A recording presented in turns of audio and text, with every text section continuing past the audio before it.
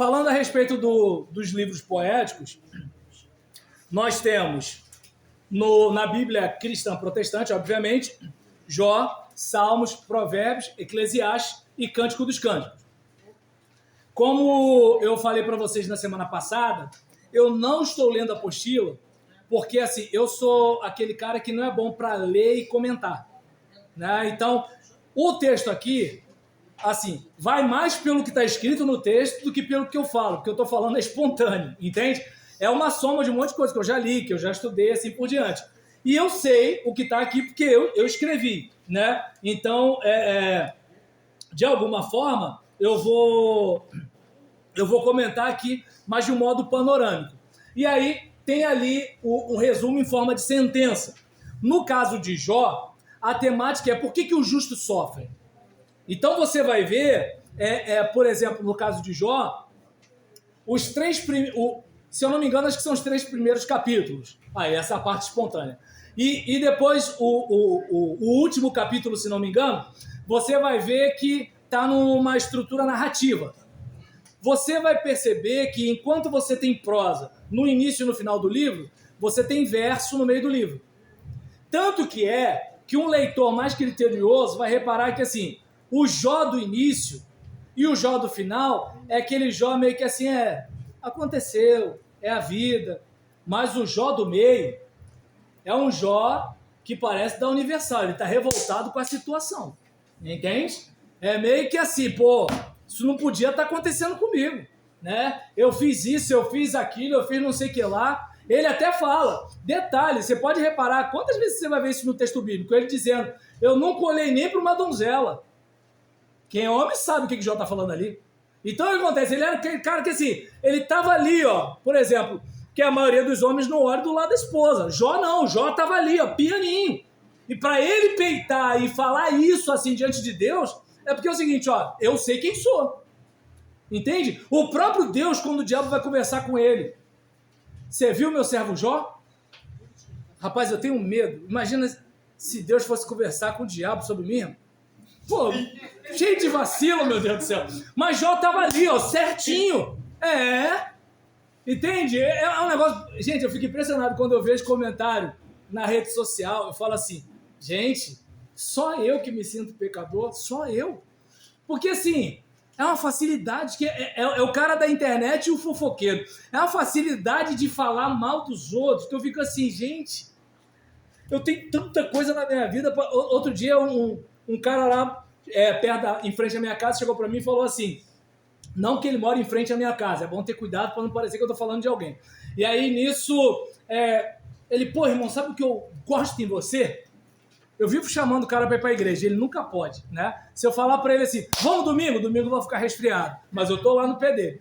E aí, nesse caso, ele, sabe o que eu gosto de você, irmão? Eu cheiro meus negócios, mas você não fica jogando isso na minha cara. Eu falei para ele, rapaz, o dia que a minha vida tiver 100%, eu começo a tomar conta da sua. Mas a minha ainda não tá, então eu tenho que tomar conta da minha vida. Tá dando para entender? Me pediu uma orientação, me pediu uma dica, quer um papo, a gente chega junto. Agora, eu não vou gastar energia falando do filho bagunceiro do vizinho se o meu é fogo na roupa. E mesmo que não fosse. Entende? Então, nesse contexto, você vai ver que assim, Jó era aquele cara que o próprio Deus comprava a briga dele.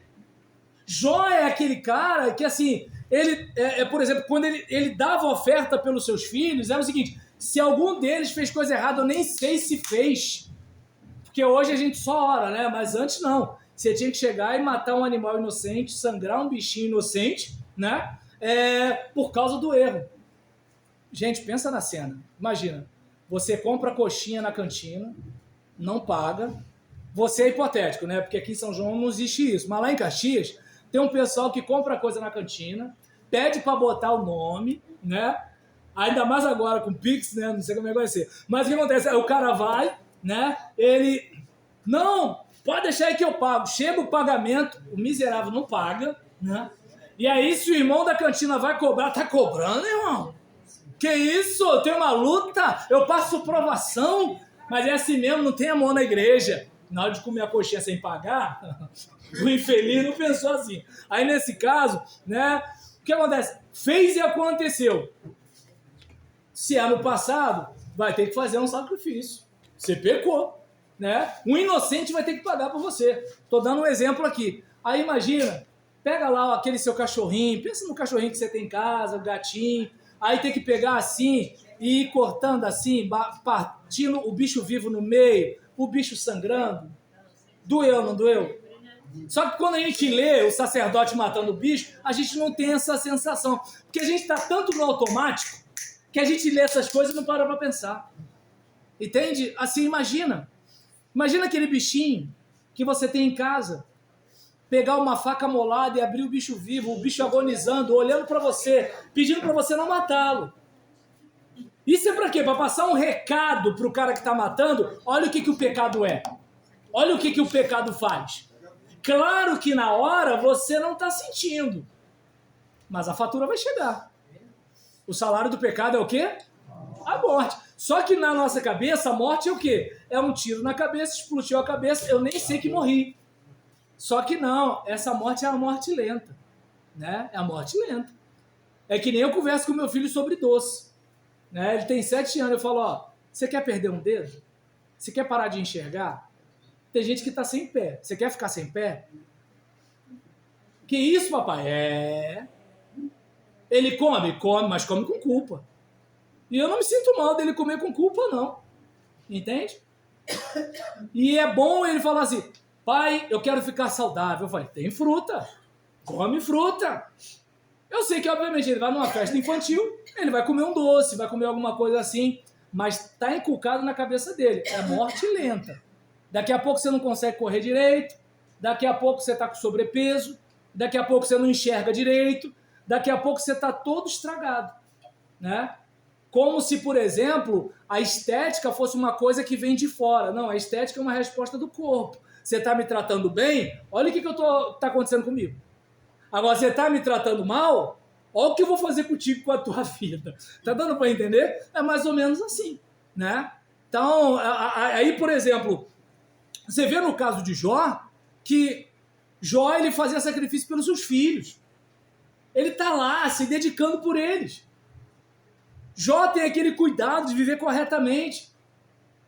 Mas coisas ruins acontecem com pessoas boas. Então o livro de Jó é mais ou menos por aí, né?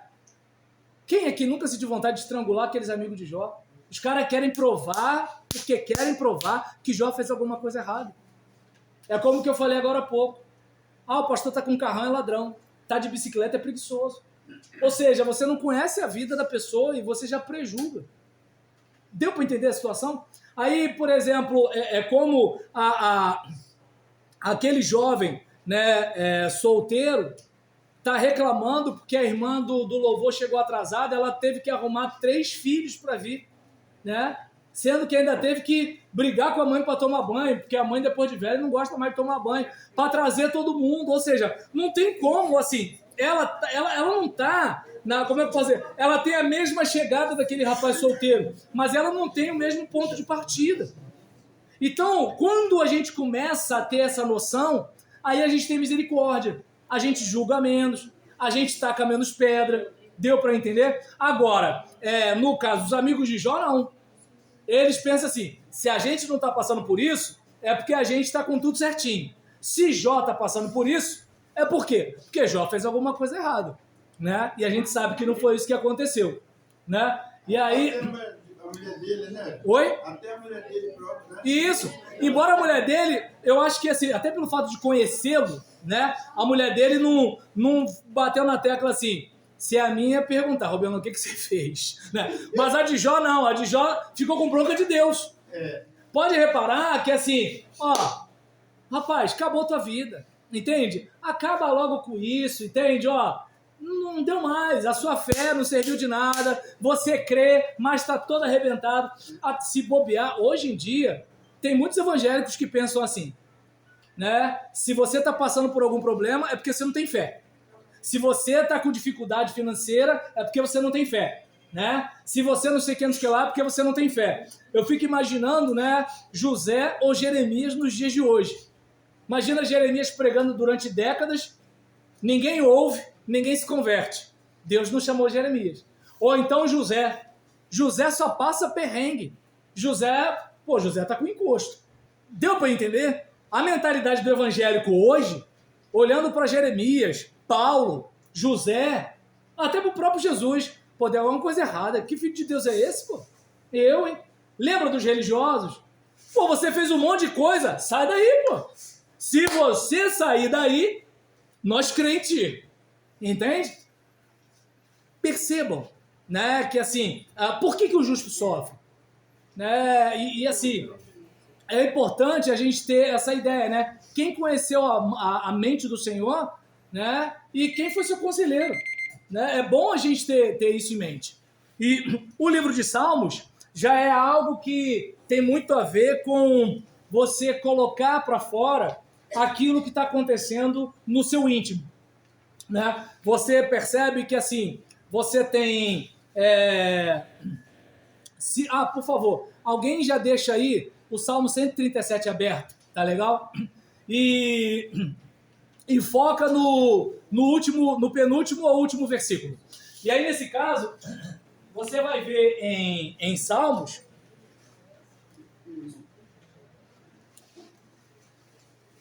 Você vai ver em Salmos uma preocupação do indivíduo de externar aquilo que está acontecendo no seu mundo interior.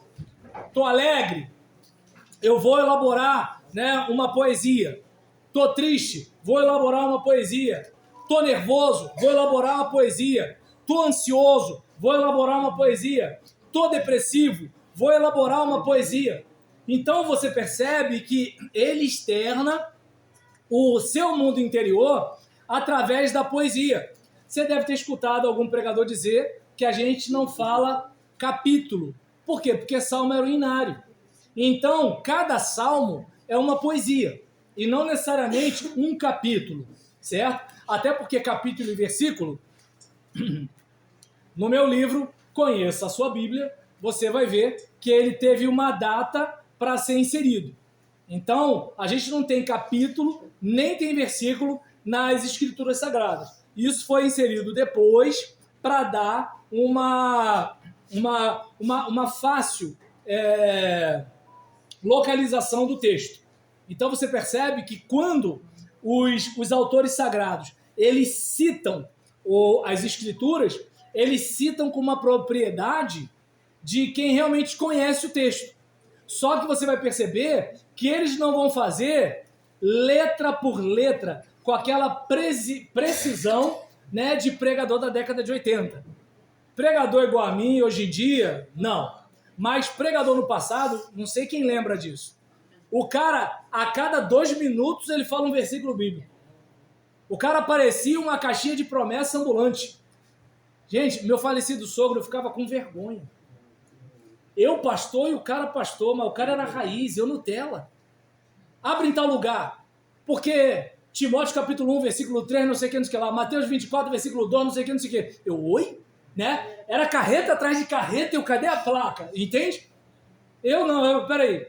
Google, nada temerei, versículo. Entende? Então, o que acontece? O cara no passado, ele achava as coisas, mas não com aquela precisão, porque imagina o cara para desenrolar o rolo. Deu para perceber? Perdão pelo pleonasmo, né? Porque a gente desenrola, é rolo mesmo. Mas, assim, a ideia aqui é de que o salmista, ele tá ali declarando o que está acontecendo no seu mundo interior. Vocês viram no Salmo 137 o que o cara deseja aí? Viram? Chegaram a ver ou não? Quem é que já conhecia esse texto? Ah, meu Deus, ninguém viu? Ou citei o texto errado? Peraí, acabei de dizer que eu sou Nutella? Então, peraí, vamos ver aqui de novo. Salmo 137, deixa eu ver se eu falei errado. Isso. Deixa eu ver aqui, de repente eu citei errado, né? Deixa eu ver aqui. Vamos lá. Não citei errado não. Versículo 8. Ó cidade de Babilônia, destinada à destruição. Feliz aquele que retribuir o mal que você nos fez. Olha o que o salmista está falando. É meio que assim, o vizinho que acendeu a fogueira quando você estendeu o lençol branco que acabou de lavar, é como se você fizesse assim: ah, tomara que aconteça algo pior com esse desgraçado. Deu para perceber? Entende? Claro que a gente não fala isso. A gente fala, faz justiça a Deus. Parece uma coisa bonita, né? Poética. Só que Deus sabe o que você está pedindo. Deus sabe. Porque Deus não ouve orações. Deus ouve corações.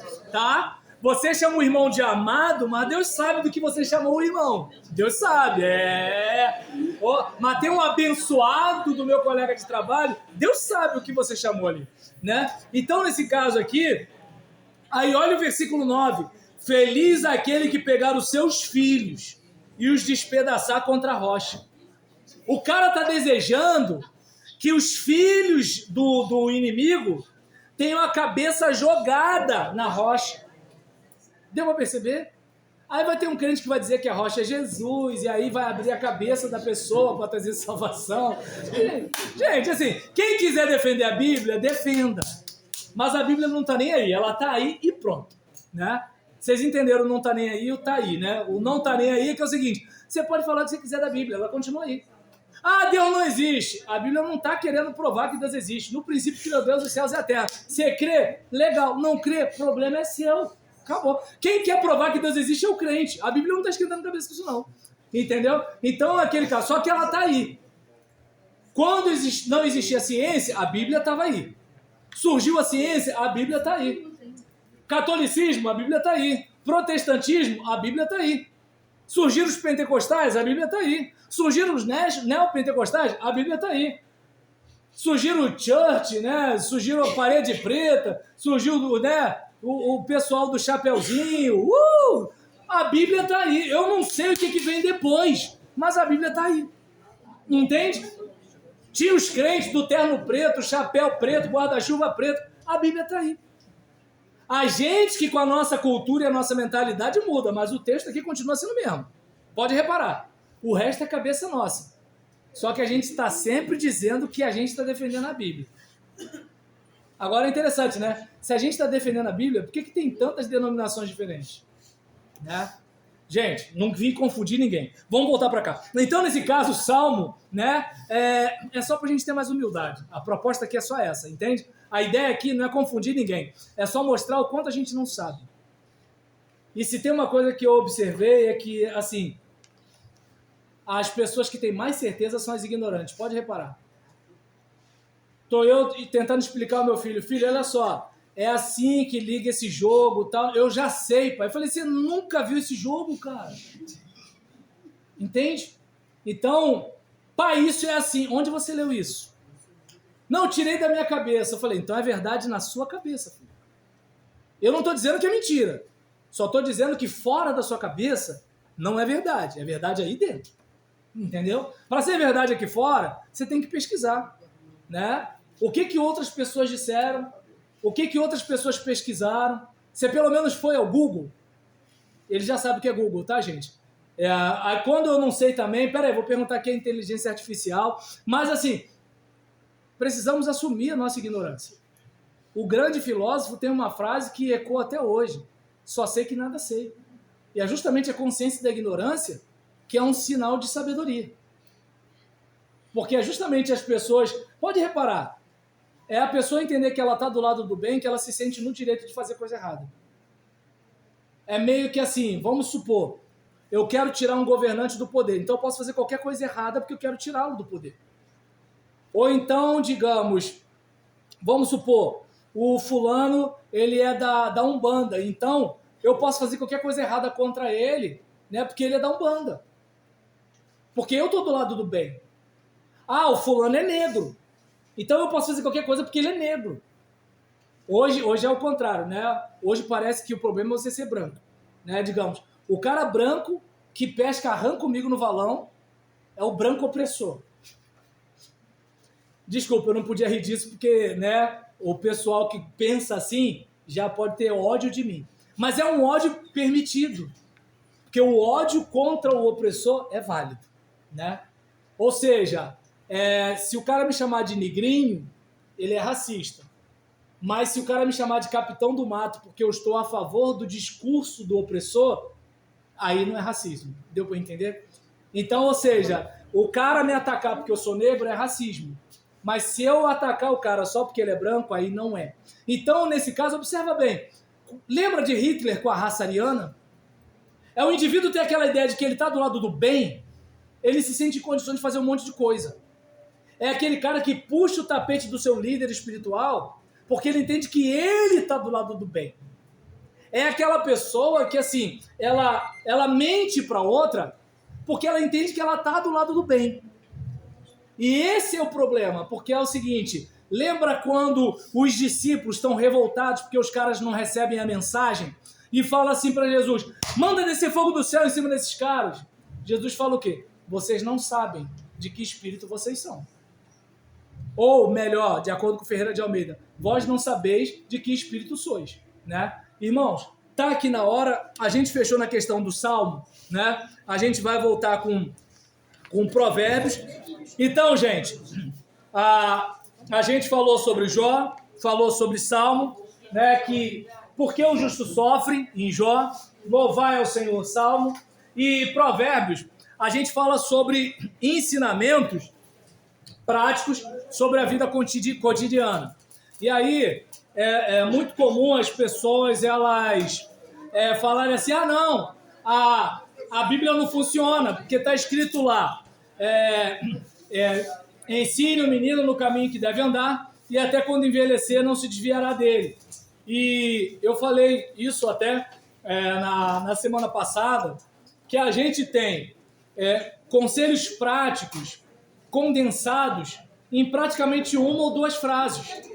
E aí, numa situação dessa, é bom a gente entender o seguinte, vamos pensar, digamos que você chegue e pegue essa página aqui da nossa apostila e condense no único parágrafo.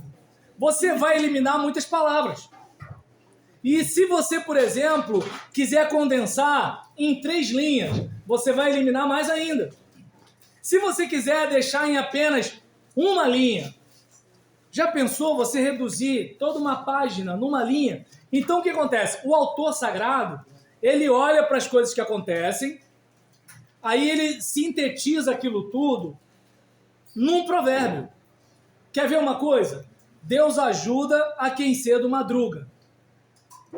Se você pegar essa frase e entender o contexto dela, peraí, a pessoa ela acordou mais cedo, suponhamos que você tenha acordado 4h30 ou 5 horas da manhã. Você já foi, lavou a louça, arrumou a casa, deu 8 horas da manhã, a casa já está arrumada. Aí quando o filho for levantar, a casa está pronta.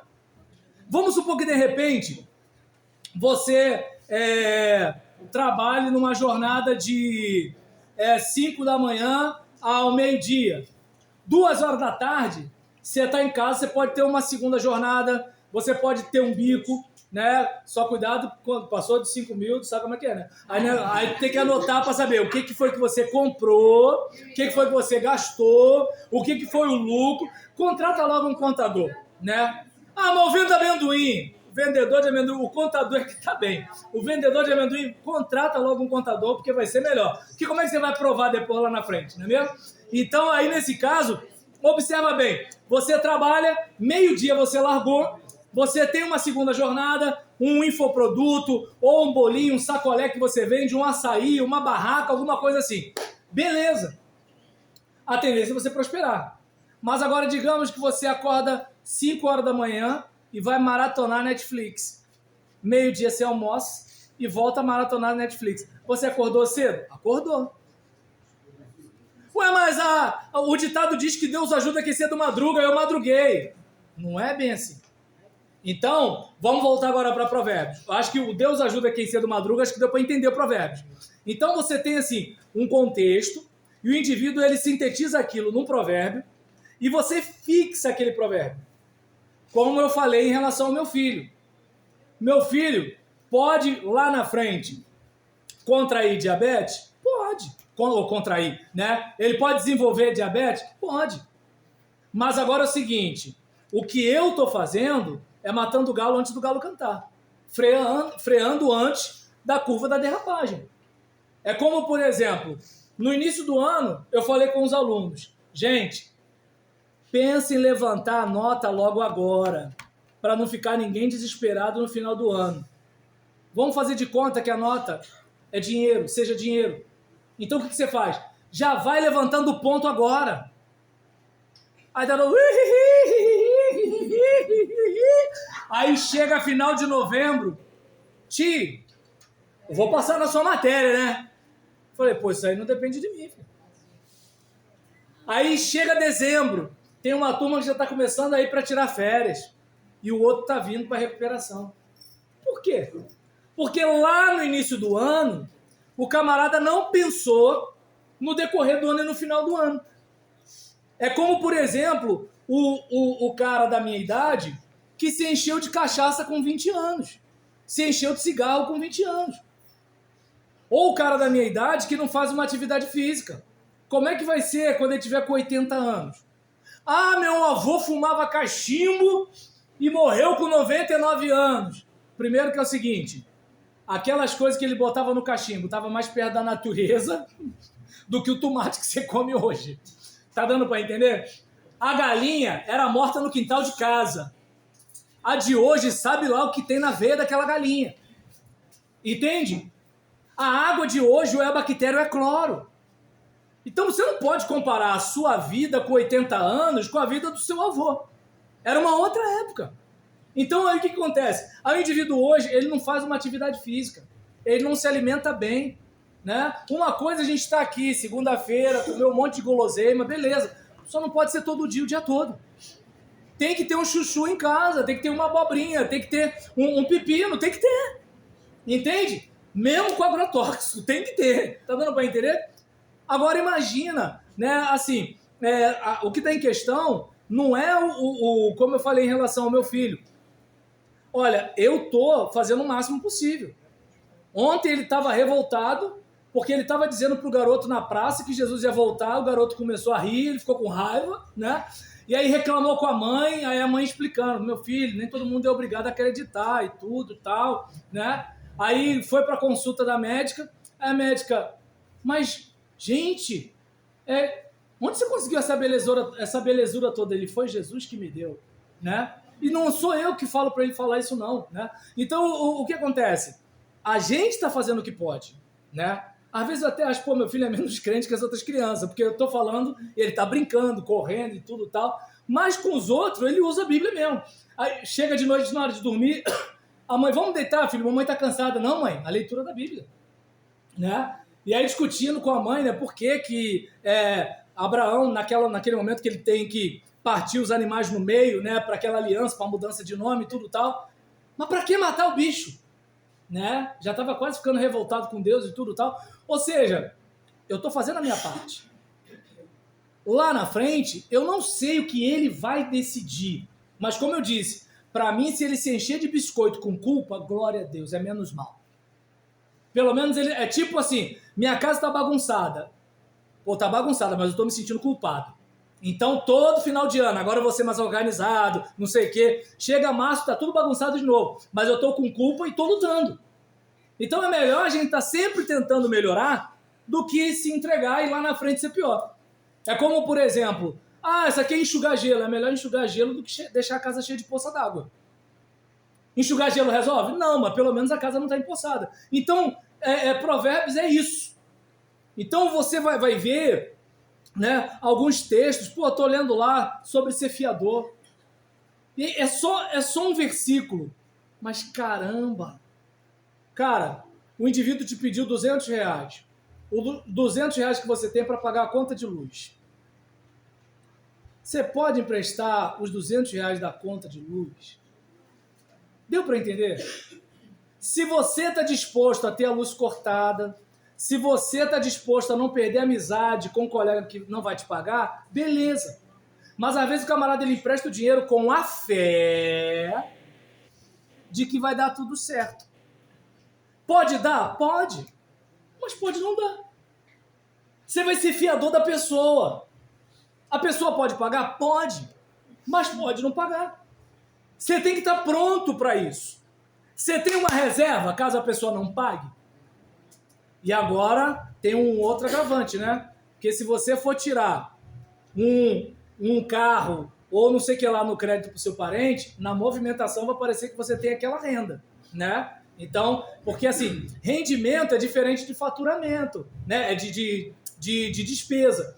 Mas agora, a questão é, se você gastou 5 mil, 10 mil, pressupõe-se que você tenha para gastar. Né? Só que às vezes você não gastou, você pegou de um parente, você pegou de um amigo, você pegou de um vizinho, né? E assim por diante. Se eu estiver falando besteira, gente, dê um desconto, tá? Eu sou mais um pobre que não entende de contabilidade, mas vai ter que entender, porque eu vendo livro e o pessoal me passa Pix. Tá dando para entender? Então, assim, não entendo nada disso. E não posso pagar contador, né? Porque, embora pareça que eu tenho dinheiro, mas eu não tenho, né? Só que como é que eu explico? Pagando alguém, porque eu não sei como é que eu vou explicar isso com as minhas anotações, né? Não, isso aqui foi porque eu comprei um barbante, comprei um cano ali na lojinha do Leandro, isso aqui foi um pão que eu comprei ali no Joaquim. Como é que eu vou ter comprovante? Eu não sei como é que eu vou fazer, né? Então, voltando para cá, observe bem, né? Assim, nesse caso aqui, Provérbios passa essa mensagem para nós. E Eclesiastes já é aquele livro que, assim, como é que eu posso dizer?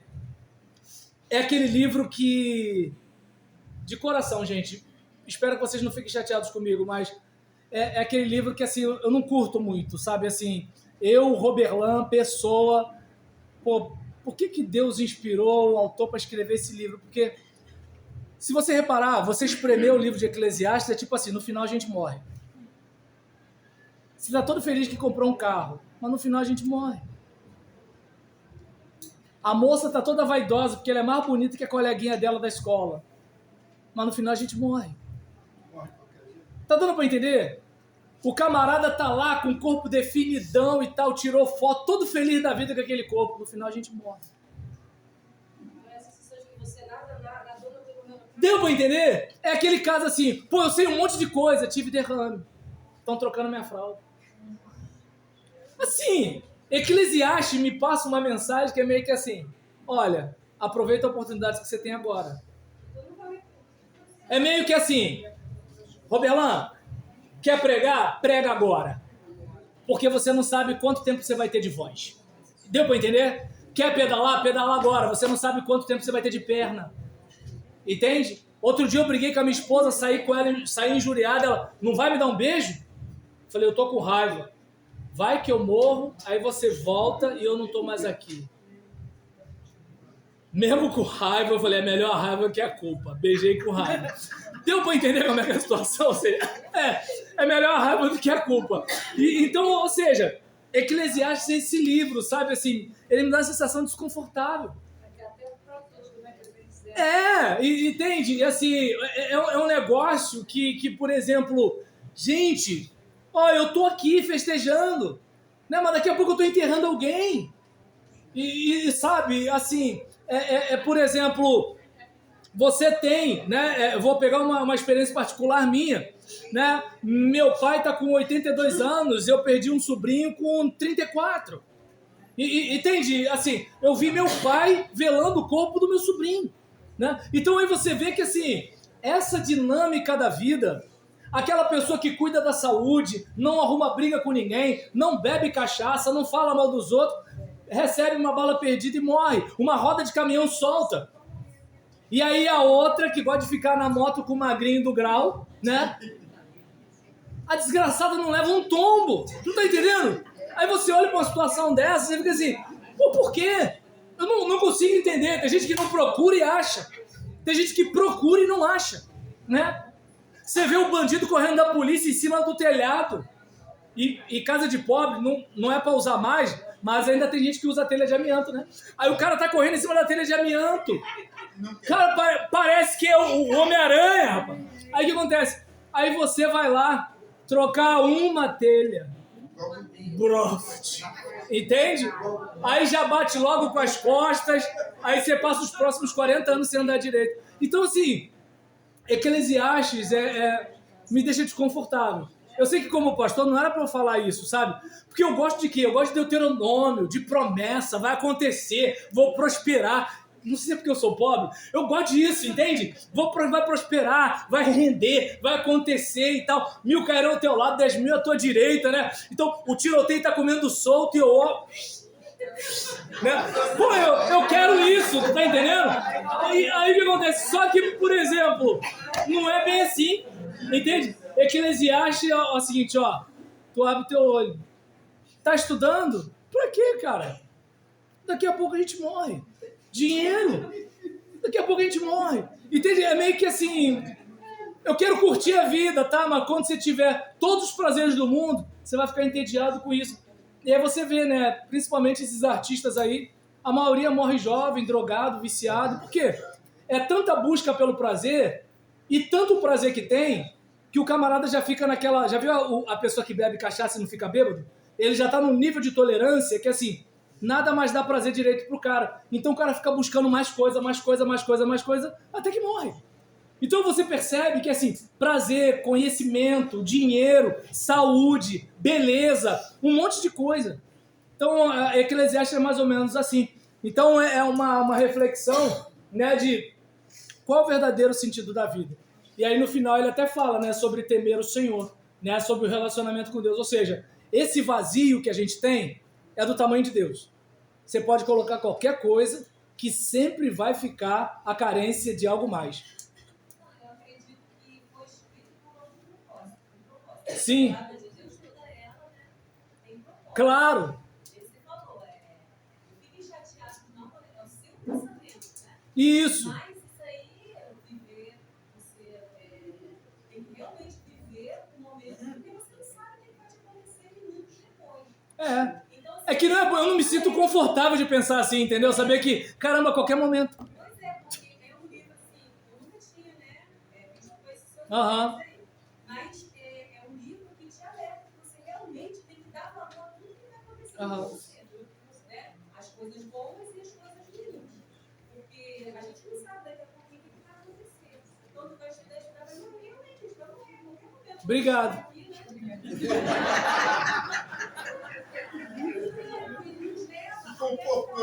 Claro. Tá repetindo Eclesiastes. Tá, obrigado. Foi, resumindo, aceita. Então, nesse caso, assim, a gente olha pra cá e vê mais ou menos isso, né?